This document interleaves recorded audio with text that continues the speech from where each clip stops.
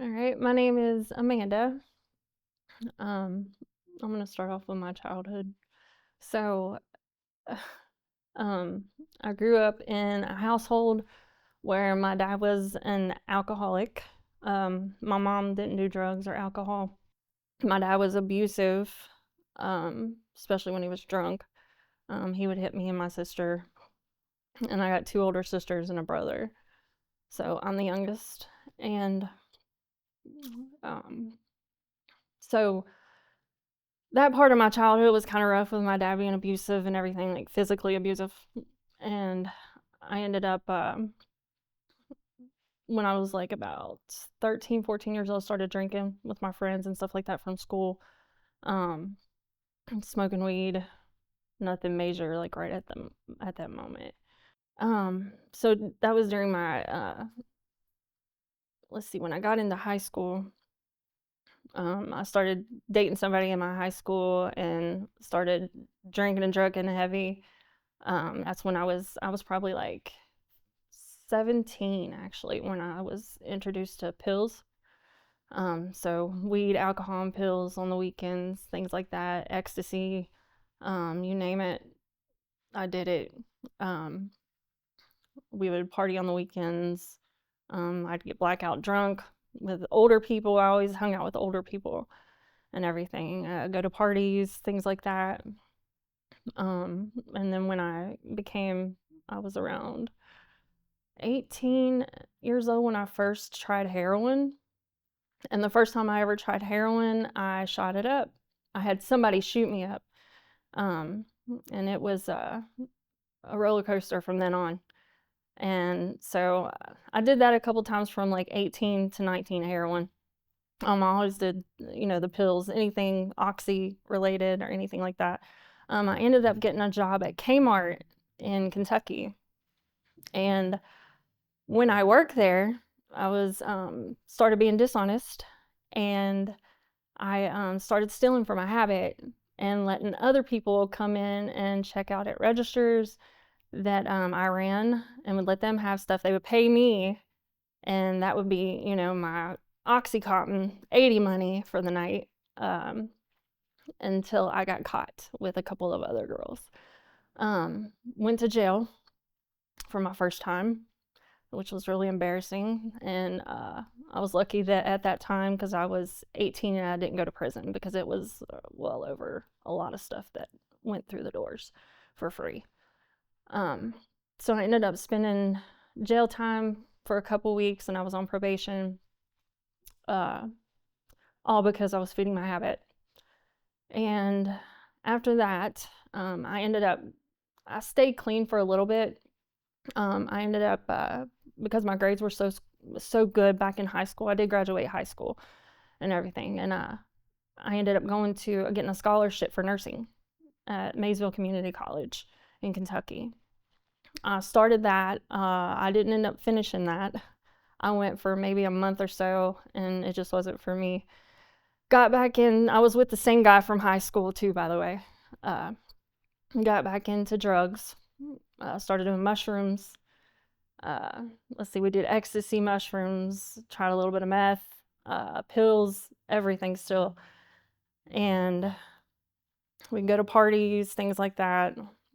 Uh, by the time I want to say 20, maybe, me and him broke up, and I was still drinking and drugging and everything, going to clubs, things like that.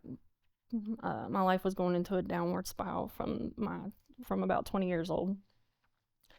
So I hit it well, I think. I think my sisters kind of knew, not so much about everything I was doing. My brother, on the other hand, knew because I was supplying him, and we would supply each other. And let's see, I went to, let's see, I ended up, I was like 20, from 20 to 25, um, or 23. I met my first husband. We would drug together, things like that. We did everything still.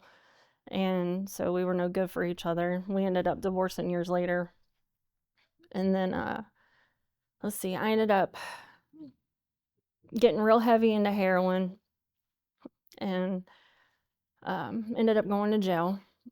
I've gotten busted a few times, several felonies on my record because of it, mainly possessions and everything, and aggravated possession, which hurts me really bad.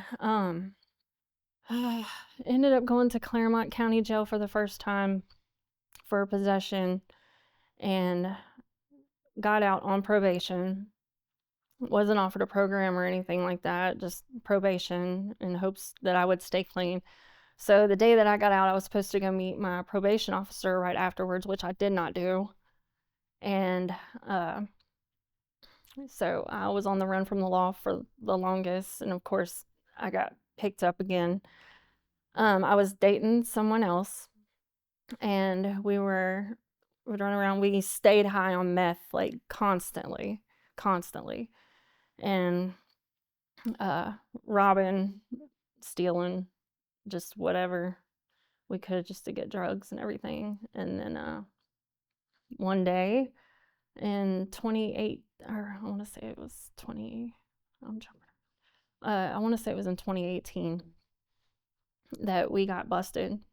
And that's where I caught my aggravated trafficking charge for methamphetamines. So I went to prison. Let's see, when was it? That was when I went to prison in 2018. Sorry. I went to prison in 2018. I served about maybe a little over a year. That was for the aggravated meth trafficking charge. And I got back out of prison. My family didn't talk to me for like years. My family didn't want nothing to do with me. Right before I went to prison, my mom passed away from cancer. So I was locked up in the county jail, in Brown County Jail. Yeah, I was locked up in Brown County Jail when she passed away in 2018 of cancer. So, part of my addiction, I didn't get to see my mom before she died. Things like that. Like I said, my family didn't want nothing to do with me. They didn't even want me, like, I think they were glad that I wasn't even at the funeral, of course. And I don't blame them. Nobody wanted to be a part of what I had going on. And so after prison, I ended up getting out. I stayed straight for maybe